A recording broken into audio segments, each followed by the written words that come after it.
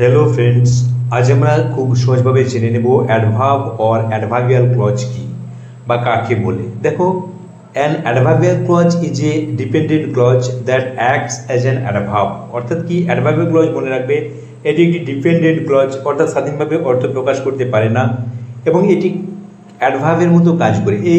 এটি ইম্পর্টেন্ট যে adverbial clause আমরা কী করে বুঝবো, অ্যাডভার্বের মতো কাজ করবে।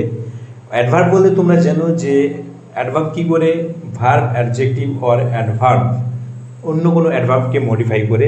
অর্থাৎ আরও সহজ ভাষায় বলতে গেলে it gives extra information about the main action in a sentence. সেন্টেন্সের যে মেন অ্যাকশন অর্থাৎ প্রধান যে কাজটি হয়েছে সে সম্পর্কে আরও অতিরিক্ত তথ্য আমাদের দেয়। অর্থাৎ অতিরিক্ত তথ্য প্রদান করে কিভাবে, যে কাজটি সম্পর্কে কী বলে, হাও মানে কিভাবে কাজটি ঘটে, হোয়েন কখন ঘটে, টাইম বোঝায়, হোয়ার প্লেস বোঝায় কোথায় ঘটে, হোয়াই কেন ঘটে, অর টু হোয়াট এক্সটেন্ট অর্থাৎ কী পরিমাণে ঘটে, অর আন্ডার হোয়াট কন্ডিশন অর্থাৎ কোন শর্তে সামথিং হ্যাপেন্স বা কোনো কাজ ঘটে। তাহলে এইগুলো কী করে, এইগুলো সম্পর্কে আমাদের অতিরিক্ত তথ্য প্রদান করে এইভাবে যে সময়, প্লেস, জায়গা এগুলো বোঝায়। এখানে এক্সাম্পল দেখলে বুঝতে পারবে, as he is ill he can not walk, যেহেতু সে অসুস্থ সে হাঁটতে পারে না। এখানে দেখো কেন হাঁটতে পারে না, কারণ সে অসুস্থ, এখানে দেখো কারণ বোঝাচ্ছে। অ্যাজ হি ইজ ইল এটি হচ্ছে adverbial clause.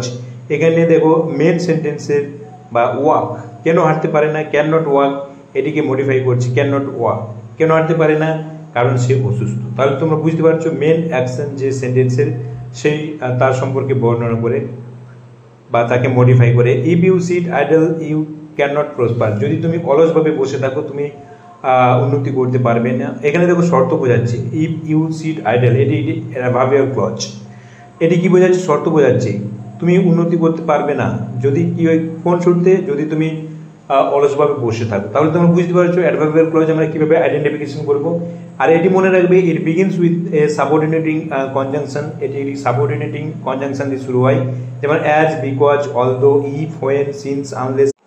Classification of adverbial clause অর্থাৎ অ্যাডভার্বিয়াল ক্লজের শ্রেণীবিভাগ দেখে নেব। অ্যাডভার্বিয়াল ক্লজ অফ টাইম, দেখো সময় বোঝাই, after he finished work he went home, কাজ শেষ করার পর সে বাড়ি গিয়েছিল। আফটার হি ফিনিশড ওয়ার্ক এটি একটি অ্যাডভার্বিয়াল ক্লজ, কারণ টাইম বোঝাচ্ছে। Adverbial clause of cause or reason, দেখো কারণ বোঝাই, I didn't go to school because I was sick, because I was sick এটি একটি অ্যাডভার্বিয়াল ক্লজ, কারণ দেখো কারণ বোঝাচ্ছে, কেন আমি স্কুলে যাইনি, কারণ আমি অসুস্থ ছিলাম। কন্ডিশন দেখো শর্ত বোঝাই, if it Reigns will cancel the picnic আমরা পিকনিক ক্যান্সেল করবো যদি বৃষ্টি হয়। ইফ ইট রেন্স এটি একটি কন্ডিশন বোঝাচ্ছে, অর্থাৎ অ্যাডভার্বিয়াল ক্লজ, কারণ পিকনিক ক্যান্সেল করবো যদি বৃষ্টি হয়।